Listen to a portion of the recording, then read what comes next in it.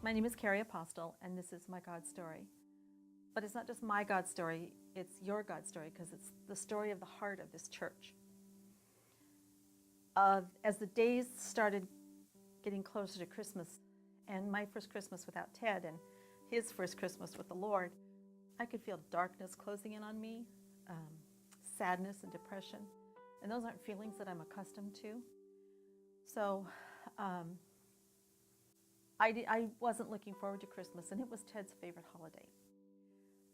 But on Christmas Eve, the 23rd of December, I got a phone call about 1 o'clock in the afternoon, and it was a family here from Shiloh, and they were saying, "Hey, Cari, can we just come over there and love on you and just bring you a little something and spend some time with you?" And I thought, okay, sure, that'll be nice. And I set out some cookies and got the coffee and the tea water ready, and 3 o'clock, they were right there.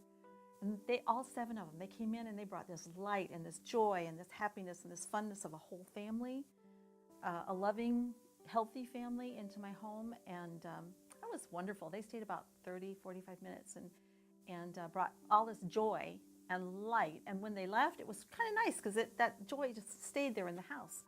But I went back in the studio, I got to work, knowing that at 6 o'clock, a friend of mine and her mom were coming over to basically do the same thing. So a few minutes before 6, I left the cookies out, I left the coffee and the tea out, ready to brew.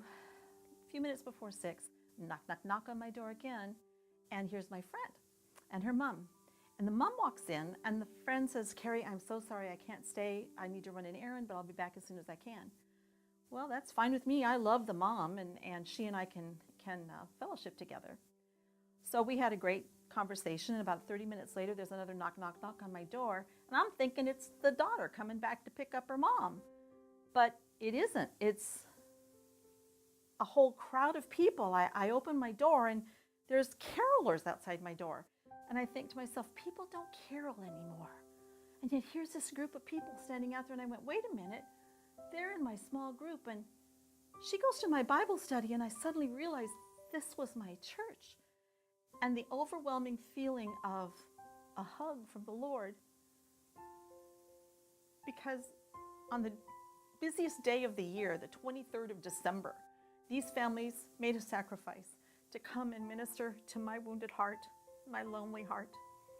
And they all came in, and I just stood there weeping. I tried to sing Christmas carols with them because they kept on singing, and I just had my mouth covered, and I was weeping with them. Or I was weeping. Now, they weren't weeping. They were celebrating and singing.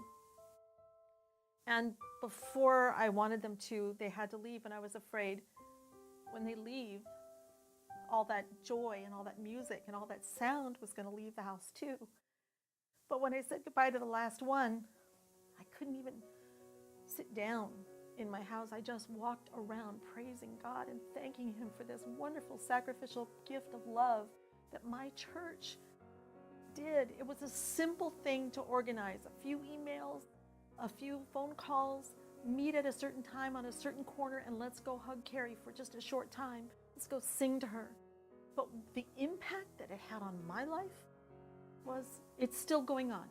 I have not felt that depression, that darkness, that deepness. Even now, it's 20 days later, I haven't felt that at all, because what the church did was turn my mourning, my depression, my sadness into dancing. And Shiloh, this is what the body of Christ is all about, and this is what you did for me. Thank you so much.